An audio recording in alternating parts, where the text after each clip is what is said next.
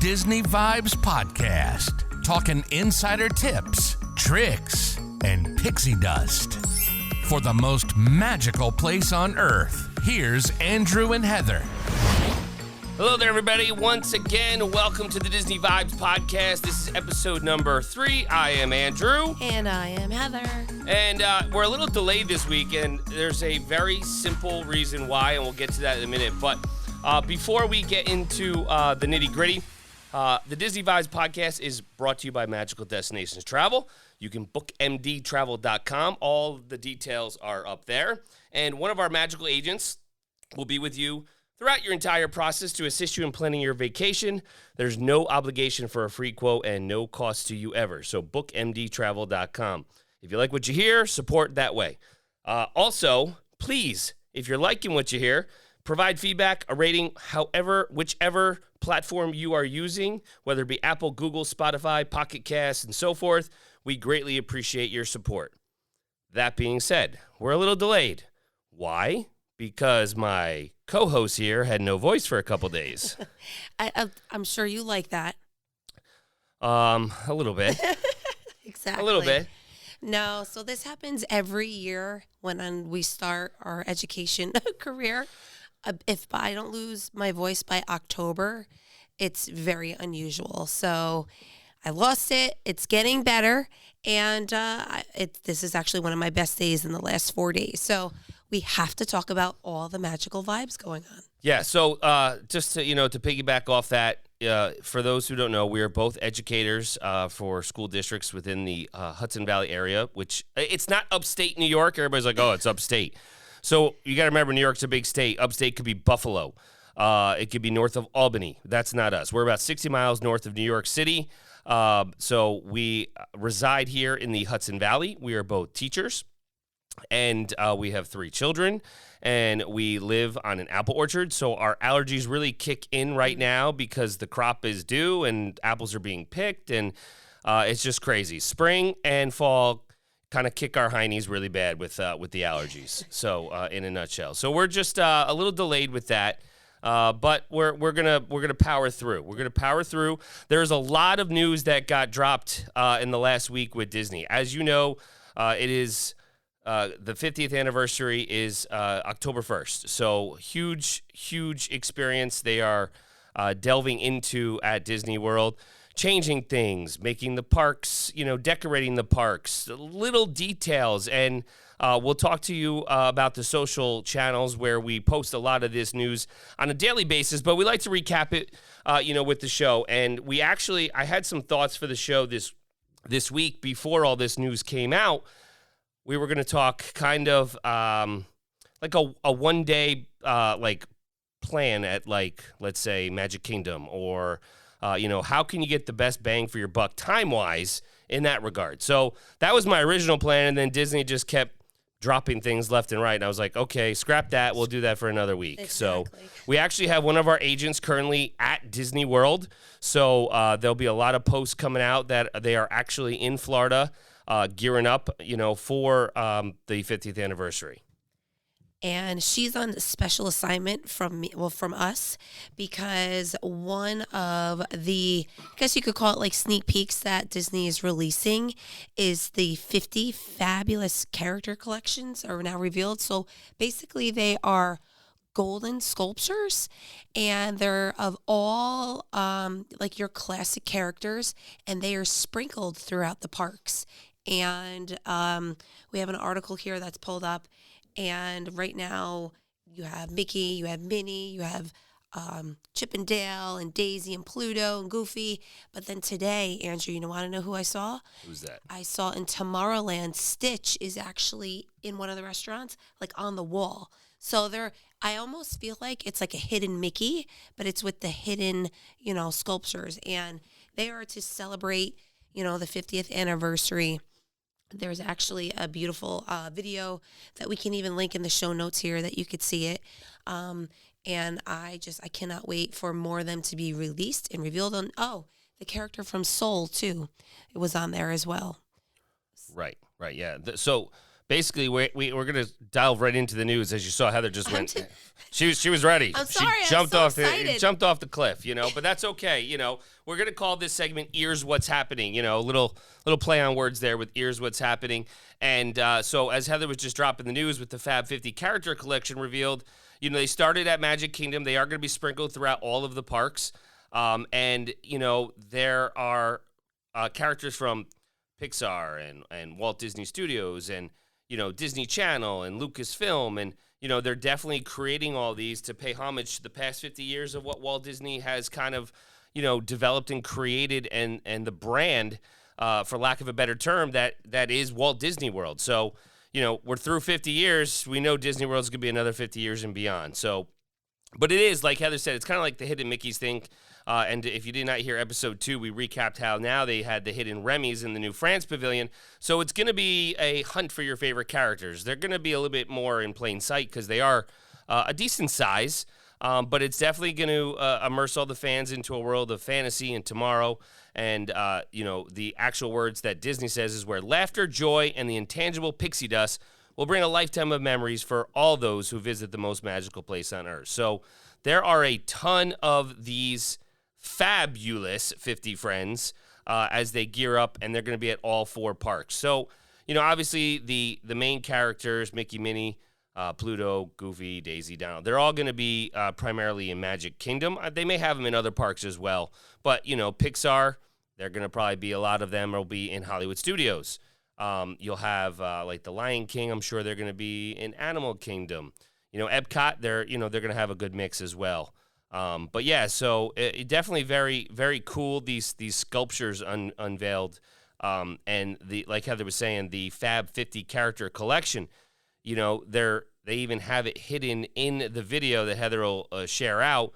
Every character of what the statue and the sculpture is going to look like is actually in the shape of of the Cinderella castle. So definitely cool there. Heather, what's the next news you got? The next news I got, we're going to take it into the Rise of the Resistance, Star Wars, and they have ultimately now gotten rid of the queue that you have to basically get a ticket to, or get a pass to get on to the ride. So that was effective on the 23rd of September. Well, that's coming up. So that is coming up. Yeah, no, I forgot what the today's date was. So as of then, Andrew, I remember when we went this past August, we both set close to like 3 alarms to make sure that we were going to get up, and the queue opened at 7. Right. Yep, right. Queue opened at 7. So we had our plan. We made sure we were up at 6:50, and Andrew was going to be the one to try to get on the queue. And on my phone, I had the world clock, because I think it was at, 6:58, 6:59. Yeah, they refresh and everything. You have to, refresh, and you can't have 2 people sign on at once to get on the queue. It was only 1.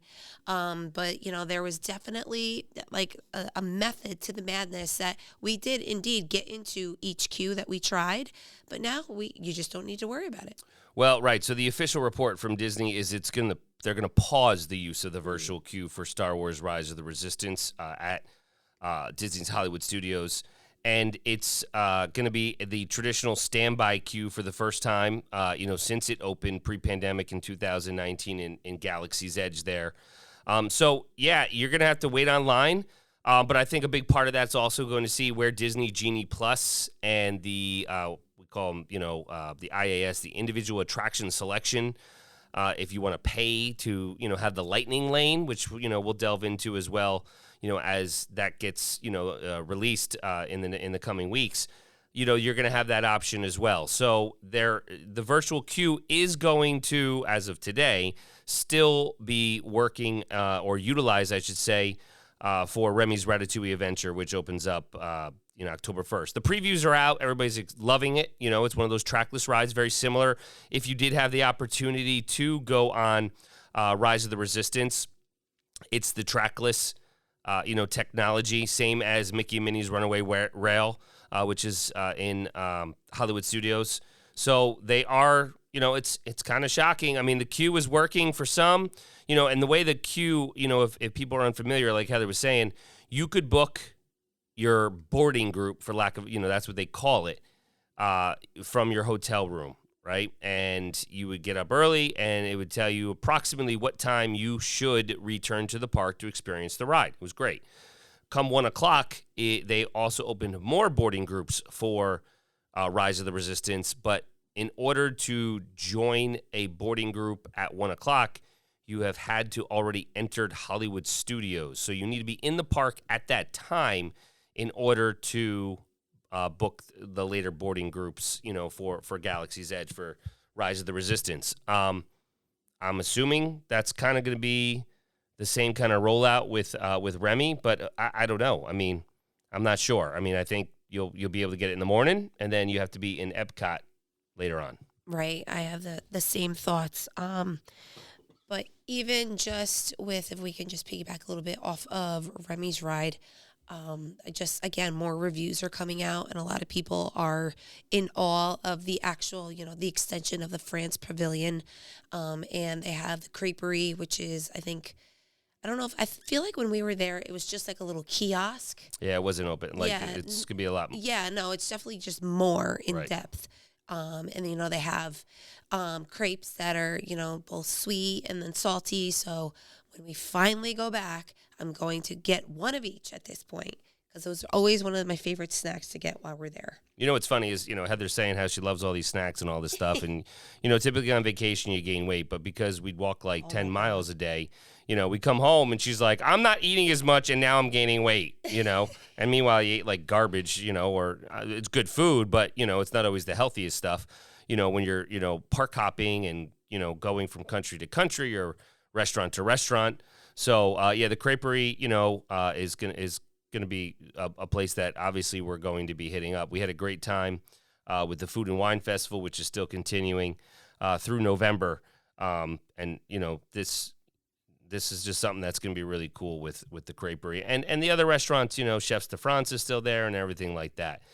Talking about Epcot, since we're, kind of in there. So Epcot, if you've been there in the last, 18 months or so, a lot of construction. Spaceship Earth was supposed to shut down. It did not at this time.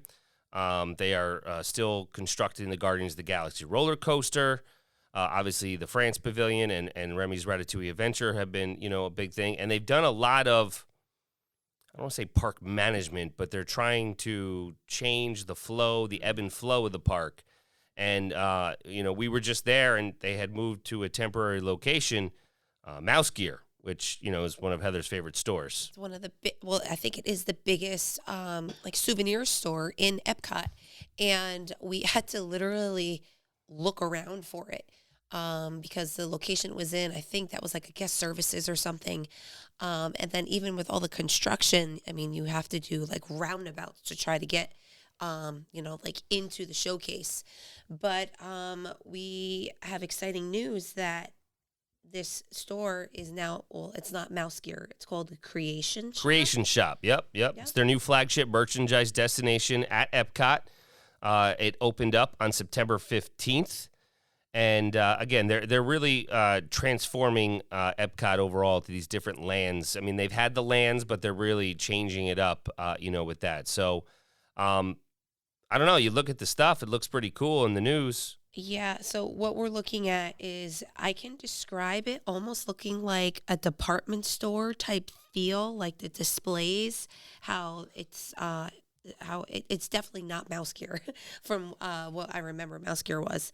It's very open, and it looks, they have all the bags in one spot. They have mannequins modeling the apparel. So it's definitely a different feel, and it's going to offer, unique merchandise dedicated to Epcot. Exclusive to Creation Shop is the Epcot Light and Color Collection, which is an assortment of futuristic gear inspired by Epcot's historic transformation. And in the same way that Disney Imagineers implemented color materials and light throughout the design of the Creation Shop, the Epcot Light and Color Collection explores the story of Epcot through a whimsical application of light and playful use of bold color and iconic Epcot landmarks and characters, and that is so evident in the pictures that they have here of the attire. So very, very bold, very, very bright, very neon. Right. And I think Heather will post those pictures. She'll do a quick post, Yeah. just sharing, just the preview photos that we've seen. I'm sure, you've seen on other social media platforms, people that have already been in the park. It looks cool. I mean, the one thing I do like is, it remembers its roots. So Mickey Mouse, inspired creativity for generations around the world, has like a dedicated area here. It's the symbol throughout there, as there's 10 original sculptures of Mickey through the years, created by the Disney Imagineers. Large murals, definitely, they pay tribute to the original. It all started with a mouse. So definitely looks great. And it's located, just by the photos, it's located right near Spaceship Earth still. So, well, Braden was the one that said it. Oh, the golf ball, before he knew what it was called. It's the golf ball. Let's go to the golf ball. But it's definitely, right through the park's newly designed World Celebration neighborhood. So definitely, you want to get some gear, those souvenirs, that's definitely a place to check out. It's going to be among the first on our list, because this year when we went, we got our souvenirs at the end of the trip, which I know is good, but like my daughter was on a mission to find a certain bag that she wanted. And I'm not going to lie, I was looking for something for myself too. But, at the end of the day, we got what we wanted. And I just can't wait to get back there and to check out this place. It looks amazing. Yeah, so speaking of Epcot, like we're talking about, there's a lot going on at Epcot. Obviously the Fab 50 characters collection is there as well. Something I'm somewhat excited about is Space 220. That's the restaurant opening up at Epcot. So I love food. I'm always stalking the menus, seeing what's changing. Who doesn't love food? Let's be honest, right? Well, hold on, time out. You do have the official cookbook of Disney. I do. A friend gave me that. That's fantastic. Yes, it's great. But we also have our Mickey waffle mix and our Mickey waffle maker, and there is a distinct difference with the waffle mix. And fortunate enough for us, it does come in gluten free. So, we're going to talk about allergies at Disney at some point as well. Sophia has a severe allergy. She's, has celiac, so it's a gluten. But the gluten-free mix, you can't even tell the difference. Mm-mm. So Space 220 has been long rumored. It looks great. It actually opens on the 20th for walk-ups, and reservations can be booked on Monday the 20th. And the first reservation date available on the 27th. So they're lining it up just in time. They're thinking that some people who are coming to the 50th anniversary to be there for exactly October 1st, they will be able to go to Space 220 if they want up, through the first with their trip. So it's very interesting, with, we'll talk about the menu as here. It's, price fixed menu, but you basically are kind of going from Earth to the stars. So you're like 220 miles above Earth's surface for an immersive experience that'll delight all the senses, Disney says. The experience is very unique to Epcot, where the magic of human imagination and possibility come to life. Serving upscale, contemporary fare, Space 220 restaurant offers a 2-course price-fixed menu for lunch and a 3-course price-fixed menu for dinner. Guests will enjoy a selection of lift-off appetizers, star course main entrees, and a choice of supernova sweets for dessert. Satellite sides will also be available a la carte. Diners can expect unique beverages with a colorful lineup of atmospheric spirits, zero-proof, non-alcoholic cocktails, Big Dipper brews, and worldly wines. So we do have a sampling of the price-fixed menus. Before we even get in there, I just want to say, you're talking space. One of the things they should have there is astronaut ice cream, right? Come on, think about it. Like that just fits the bill. It needs to.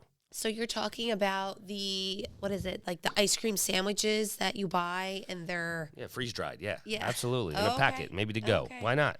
Oh, well, you know what? Maybe you should, tweet at them and say, I think you should feature this. Yeah, well, we'll see.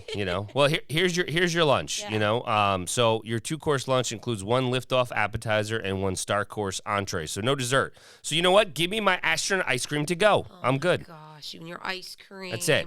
So the liftoffs are Big Bang Burrata, Starry Calamari, Blue Moon Cauliflower, Neptuna Tartare, and Space Greens. So good options there.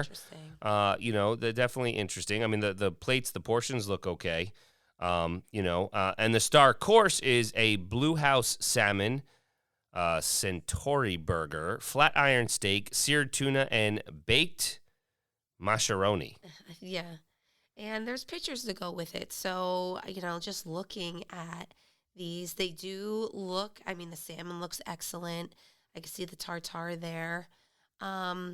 And I want to say, I feel like this is just traditional, I want to say, like American. There's nothing that really is outstanding or is, what's the word I'm looking for?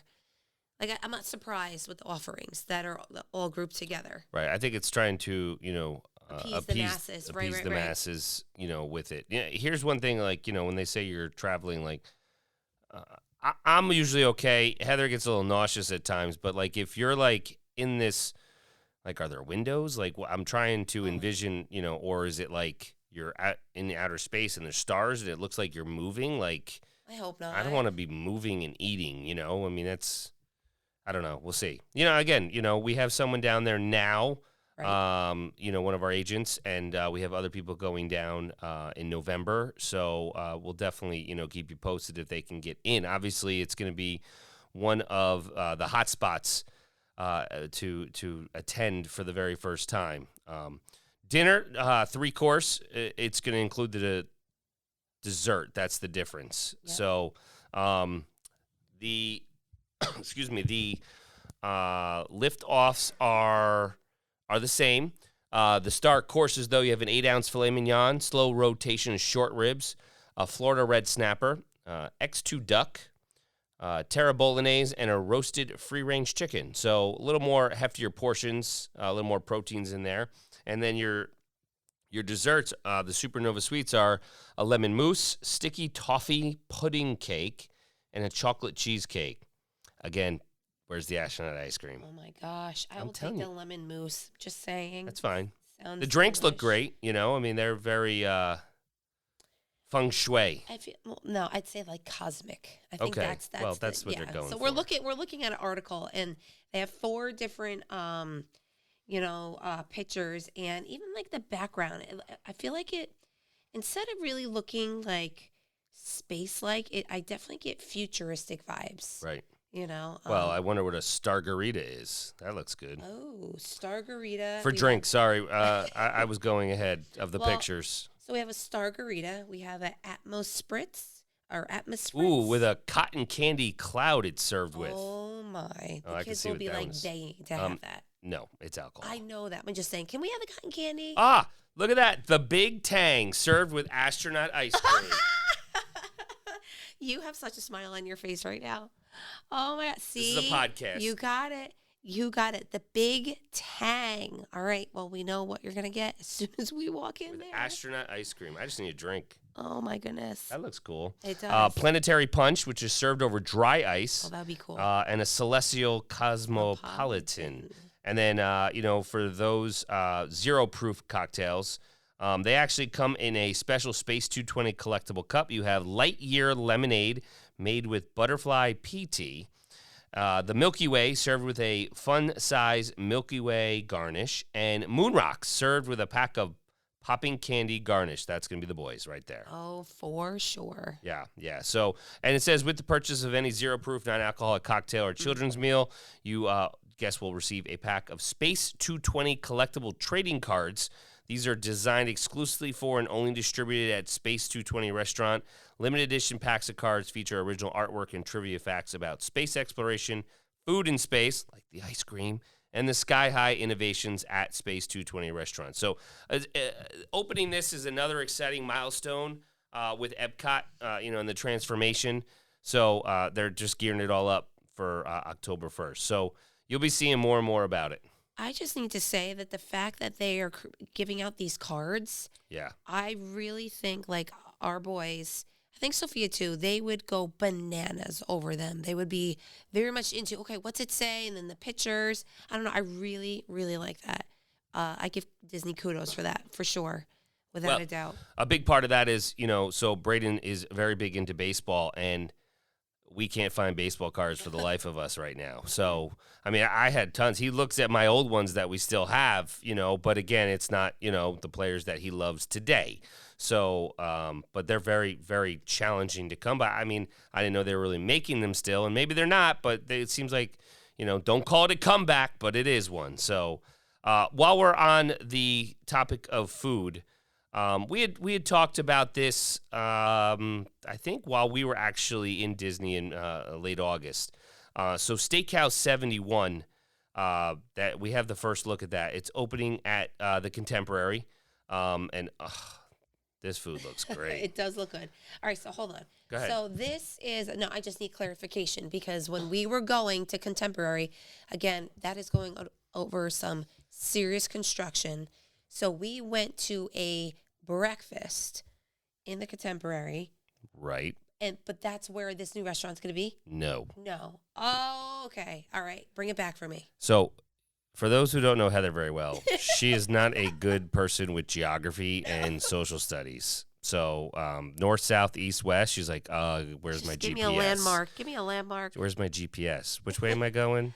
No, so Contemporary is being completely redesigned. They're renovating it, and the theme, I think we posted this as well, I know we did, is the Incredible Rooms. Right. So you got a first look at those. So Steakhouse 71 took over for the Wave.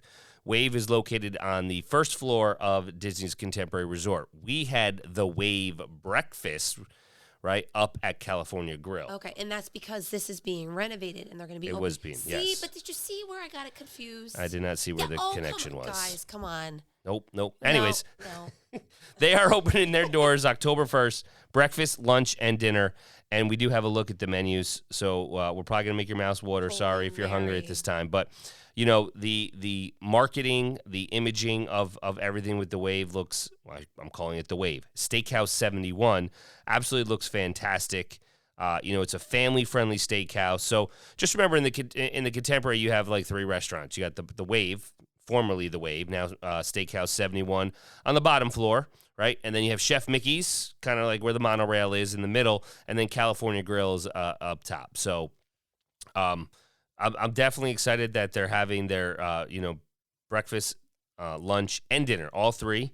And, they said the thematic portions of, or the reasoning behind Steakhouse 71 is they're giving a nod to Walt Disney with some contemporary spins on some of his favorite foods. The cool thing is kids, can be very creative with their meals for breakfast, lunch, and dinner. Entree, 2 sides, a drink. They got all kinds of things. Obviously, the Mickey waffles and so forth. And then, a lot of different mixologists can make different drinks and everything. So looking at some of this, the Steakhouse 71 is called that, strictly for the year the resort opened. So, that's where the name came from. It's got fun design elements from the 70s and hints of Florida heritage with subtle sightings of the beloved orange bird and citrus groves.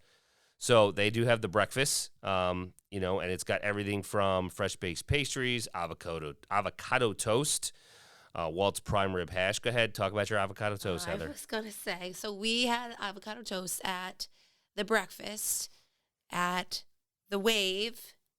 Do you see what I deal with here? Oh, my God. It's the Wave breakfast at California Grill. Okay. Different. Just wherever you go, if you have the option to get the avocado toast, please get it because it was outstanding. It was really good. I even put a picture of it on our Instagram because it was so worthy of a picture of itself. Yeah. No, it was definitely good. Looking at the menu, it's got hearty items to eat. So definitely, if you are going to be going to Disney World for the anytime actually, but specifically for the 50th anniversary, try to get into Steakhouse 71 for any course. What do you want? Breakfast, lunch, dinner? I would just check it out for sure. Breakfast menu looks great. Lunch, that burger is mouthwatering. I'm seeing right now. But like French onion soup and an iceberg wedge salad. Heather would love that. Totally. Onion rings. That's what else they got. Crab cake sliders, prime rib sandwich. So a lot of good stuff, on the menu. And dinner, of course, looks absolutely fantastic as well. Oh, my. Mac and cheese. What is that, too? You see that? Yeah. That's a side of, okay, so you have a side of mac and cheese. You have a lot of different sides. But let's look and see what the sides go with. Beef tenderloin, medallions, and you have filet, you have New York strip, you have top sirloin steak, dry aged pork bone-in rib chop, and then a 12-ounce roasted prime rib. Yes. You know what I really like as we're, and again, I'm going to put Heather to work. She's going to post the menus. Because the only thing when we were promoting this, the only thing Disney had sent us was their favorite chocolate cake. The Steakhouse 71 cake is the only image they had released prior to this. But looking, at the entrees just for dinner, they have all the different cuts of steak, right? And then you choose a side, and then you get to choose your sauce. So that's kind of, you can definitely kind of make your own concoction, so to speak. And it's not just steak. They do have plant-based offerings and fish and chicken, so definitely looks good. And desserts, obviously they have the chocolate cake. Well, hold on. Did you see it has 15 layers of whiskey-infused chocolate cake? Yeah, it's Jack Daniel's infused chocolate cake. Oh, wow. So, with chocolate mousse and raspberries. So that's their staple, Right, the favorite dessert, with that. And the reason why there's 15 is because there's one layer for every floor at the Contemporary. Again, Imagineering at its finest. So, creme brulee, a lot of good stuff here, though. The menu looks great. So, and then they even have the Retro Steakhouse 71 Lounge, with, a large rectangular bar, and there's lounge bites. So if you can't get a reservation because you don't need it just to get there, definitely go check out the lounge atmosphere. Loaded mac and cheese, lump crab cakes, onion rings, Steakhouse 71 onion rings, PB&J chicken wings. Can we stop for a minute here? I was just reading that. So it's sweet peanut glaze and jelly powder. That sounds fantastic. Okay, so you would try that. Oh, yeah. Give me one of everything. It's true. A Steakhouse 71 stack burger. Sophia would have the shrimp cocktail. I don't think I need a full sit-down meal. No. I could just go to the lounge. We could totally. Bacon and eggs and a shrimp cocktail. So, crab cakes. Yeah, it looks great. And they have a ton of drinks. Oh my God. Reservations are available now. So to make them, definitely jump on the My Disney Experience app, or you can call Walt Disney World, specifically for your dining reservations, or just go to the website. But looks great. Definitely going to be on our to-do list, the next time, we go to Disney World. The one thing I want to say, too, is nice with the Contemporary is, so let's say, and this is a great idea, if you want to go to the lounge and you can't get a specific reservation time, hit up Magic Kingdom early, right? Do some rides. We'll talk about, what we've done with that. You can walk to the Contemporary. It's not that far of a walk. Our 4-year-old Jameson made it. It was quite all right. They did. It was good. They were hangry, though, by the time we were going, but it is doable. Totally doable. Right. It's doable. It's not really that long of a walk. So, and then you could go to the lounge, or you can get a reservation for whatever time of day that you were able to do so. So that looks great. I was just going to say, because I know when we were there after we were done, they have a really nice gift area, like gift shop within the main floor. Contemporary. Yeah. And then from there, if you're tired or you ate too much, you can just jump on the monorail and go right back to Magic Kingdom, or if you're going to Epcot, wherever your plans for the day are taking you. So there was a ton of news that came out. The last bit of news is a fan favorite. So if you have ever been to Disney World for the holidays, specifically for Christmas time and the International Festival of the Holidays, they are bringing back their beloved Candlelight Processional, and it'll be returning November 26th at Epcot for the International Festival of the Holidays. So go ahead, Heather. You can read the article. All right. So the Candlelight Processional is a long-standing Disney parks tradition, and it dates back to 1958, and it originally started at Disneyland. And they have guests can enjoy the annual Candlelight Procession, and it originally started in the Magic Kingdom Park in 1971, and since 1994 at Epcot, so it moved. And then after being greatly missed during last year's holiday season, the magnificent production it will grace the America Gardens Theater with a live orchestra, a cast choir, and celebrity narrating, retelling traditional Christmas stories in spectacular and heartwarming fashions.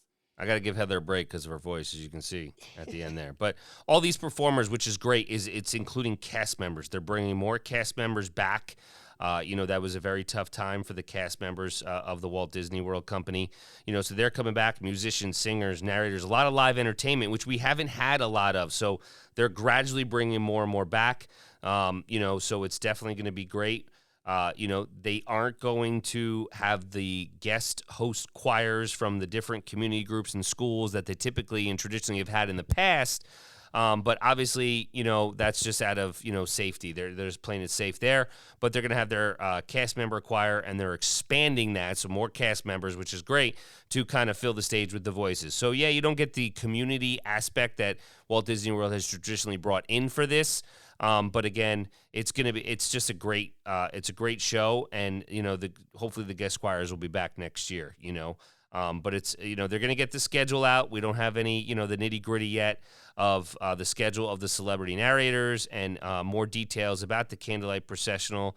The dining packages, that's a big thing. They may be coming out soon as well. But that'll be running from November 26th through December 30th. As part of the Epcot International Festival of the Holidays. So another thing just to, bring the whole 50th anniversary vibe together. So it's really great. All right, so we're going to wrap up. It's, been a lot of news this week. Hopefully, Heather's her regular bubbly voice self, and she knows north, south, east, west. But again, everything, we appreciate you listening, taking the time. And if you need anything, please reach out to any one of us, via social media or the website, which is bookmdtravel.com. And the socials, Heather? Is Magical Destinations Travel Co. on Instagram. And on Facebook, same thing, Magical Destinations Travel. Right, and Twitter is just Magical Dest Trav, your Twitter handle. So until next time, live life, do what makes you happy, let the Disney vibes flow. Find Disney vibes for all your vacation needs on the web at bookmdtravel.com.